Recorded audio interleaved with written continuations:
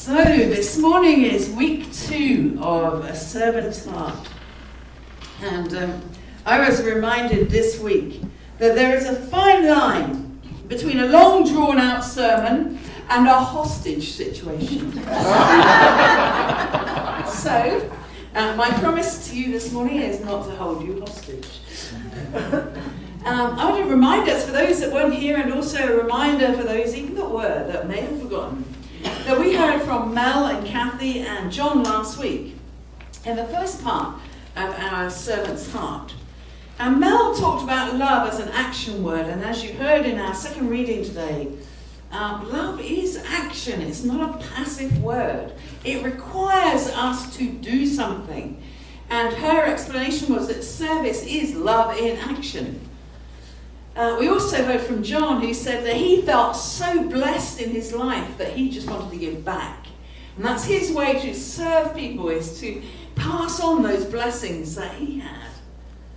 And then Kathy Coyle shared with us the difference our actions and our words make when we do things. And she shared a story about a chap that she used to go past every morning that used to say good morning to her and all the other students at the nursing school. And then when he wasn't there one day, they realised how much they missed those 2 words, good morning. You know, and so for her, we don't know the impact of what we do. And we don't need to know that. We just need to keep on doing it. So this is week 2 of A Servant's Heart. Because I wanted to kind of follow on from what the 3 people shared last week.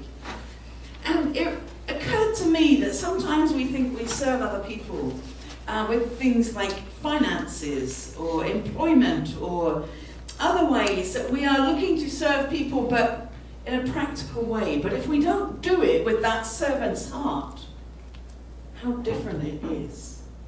You see, I can do something for any of you, but if I don't do it with that servant's heart, you'll know the difference.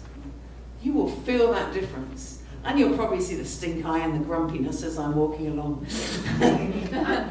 But if I do it with a servant's heart, then I do it with a smile and with joy as I share with you. And that's the same as all of us. It's a calling, a placing on our heart of something that needs to be done for somebody else to help their life. And so as we explore this idea just a little bit more, Jesus talks about the fact that we just need to look at him. He is such a good example of how he came to serve, not to be served. And you know, when we come to church, sometimes we want everybody else to do everything for us, because that's much easier. But if we come to church wanting to serve others and to serve God, there is a whole difference in our heart and in how we engage with worship. Service doesn't always change things in our lives. You know, some of us have to do jobs that we don't enjoy. And I said this to somebody yesterday, that I see people going to work every day and I'm like, oh, you poor thing. And I realised that as I'm thinking that, I'm going to work. But I don't feel like I'm going to work, because for me it's about a calling and a vocation of service. But I recognise that when I plodded off to work every day, when I was in a job that wasn't part of service, that I was quite miserable. I made the best of it, but it really wasn't about my heart and giving.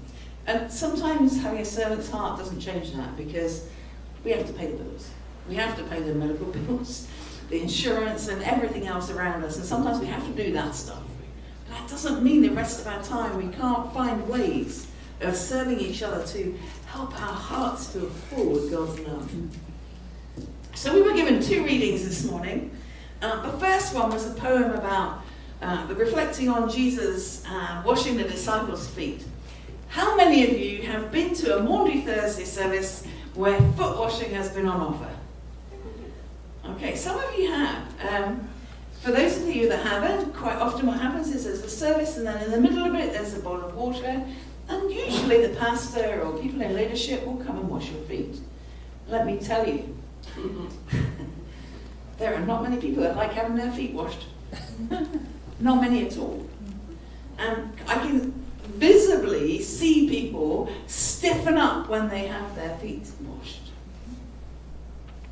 And that speaks quite a lot about our lives, because if we don't let people serve us, then how can they fulfill their service? You see, Jesus went to wash the feet of the disciples and they did exactly the same thing. He said, no way. You ain't washing my feet.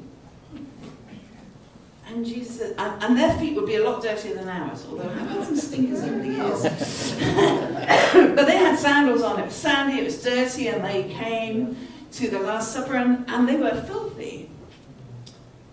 But Jesus wanted to show them humility, and they weren't about to accept it.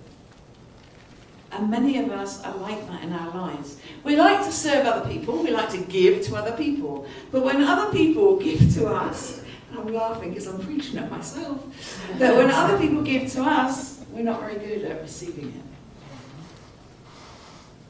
I think it's really important that we remember that the person that is serving us in that moment is giving of themselves to us and giving us God's love. And when we say, oh, no, I don't want it, we're rejecting God's love in our life, given through somebody else. It is such a hard thing to accept something from somebody else with grace. But I believe something that helps us grow in our spiritual journey. And then our second reading talked about love beyond measure. And we talk about this so often, loving ourselves beyond measure so that we can love everybody else beyond measure. Love without action is dead. If we don't love ourselves, the reading said we might as well be dead. Loving beyond measure is hard. Sometimes it's very hard when we're loving other people. But it takes work and determination and a spirit that comes from God. So just right this minute, think about somebody, and don't look at them, please, if they happen to be in this room. Think about somebody that really irritates you beyond measure. Somebody maybe that has harmed you. Somebody that has hurt your spirit. How can you love them with the love of God? Unconditionally. Are you even willing to do that? Recently we launched a Together We Will campaign. And part of that is to look deep within your heart to see how we can change that rhetoric of hate in our community to the rhetoric of love. And the only way we can do that is by loving people who think differently to us, by loving people who are different to us, who are politically different to us, who irritate us. The Bible has over 100 references to service. So my guess is that many times means it's pretty important. The servant's heart is freely giving without any expectation. And so when we come to somebody that irritates us immensely and we love them, the expectation is nothing. You can't come and love them and expect them to become less irritating, because that ain't going to happen like that. But what might happen is that you may see them as a human being and not their irritating behaviours. There's a, excuse me, heckler on the side. There is one of the references I love in the Bible is Galatians. And it says, for you were called to freedom. You were called to freedom. Only do not use your freedom as an opportunity for the flesh, but through love serve one another. You, us, we were called to freedom. Use it to serve one another through love. I want to tell you that last week, after the worship service and people hearing about serving others, somebody offered to help somebody with a situation in our congregation. And then what followed was, that person didn't know, they accepted the help, but they didn't know how they could help anybody else. But suddenly a situation dropped in their lap, and they could help somebody else in a very different way. Now that person didn't feel that they had anything to offer. And yet what they had to offer, when I heard about it, was huge. We have sometimes these massive expectations that we can only serve people worthwhile if it's really big. I keep reminding us of that story from Kathy that good morning is huge. Absolutely huge. None of us are too old to help. None of us are too young to help. None of us are too young to serve, and none of us are too old to serve. For some of us, we will do huge things. We will make a huge difference in lives. For some of us, we'll do small things that will make an even bigger difference in people's lives. Philippians says, "Let nothing be done through selfish ambition or conceit, but in lowliness of mind let each esteem others better than themselves. Let each of you look out not only for your own interest, but also for the interest of others." And that was written at a time where the religious leaders of the day, and I would suggest some of today, that didn't and don't have humble hearts. For they viewed themselves much higher than everybody else. The Pharisees loved to show off their religiosity. They loved people to call them by their titles because, that made them feel even better about themselves. In fact, they even went as far to say, "Thank God I'm not like those lowly people." Each of us, our gifts, our age, our beauty is a gift from God. God didn't create, Troy Perry said, God didn't create stepchildren. God created the children of God. Equal. All of us are equal. We just have different gifts. We need to have the confidence to be able to use those gifts to make a difference in the lives of other people. Now let me tell you, sometimes having a servant's heart is very inconvenient, especially when you're enjoying a latte and eating chocolate. Luckily those things travel when you're on the way to help somebody. But sometimes it is very inconvenient. But when you move past that annoyance for you, you see the joy it brings to others. A servant's heart is a heart to serve others so that they may know God through your actions. You could stand on a street corner and say, "God loves you," as many times as you like. It will make no difference. Maybe there will be an odd person that will hear it, but very few.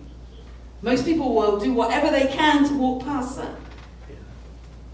But when you stop and you engage and you love, they will know who you are by your love. As a church, we have many people who serve here daily, weekly, monthly. People who give of themselves, and I cannot thank everybody enough.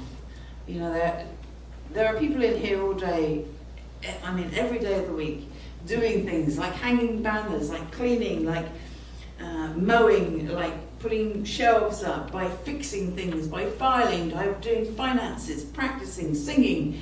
The list goes on. And I know sometimes that we come to church and we think, "Oh, I don't have anything to give. I'm just going to come on a Sunday morning and just going to go home again." And I want to encourage each of us to think about our service to this church. We may have gifts where there is a gap. We just don't realise it. Today, when we have the offertory, Joyce and Carla are going to give you a sheet. And I encourage each of you to look at it, to complete it at the end of the service, and then pass it back to Carla or to Joyce. Don't think about it too much. Sometimes when we have these lists, like, which team would I like to be involved in? I'm like, oh, let me see. That one, you'll be here for hours. What is it your spirit is telling you that you would like to be part of in this church? Which way would you like to serve this church so this church can serve you too? I urge you to remember that if you are serving in this church, you're not just serving Trinity, but you're enabling us to be able to reach out to more and more people with God's love. Not just so they can come here. There are people that come here every week that we help with food vouchers, with gas vouchers, with maybe furniture, or whatever it is that we can help with.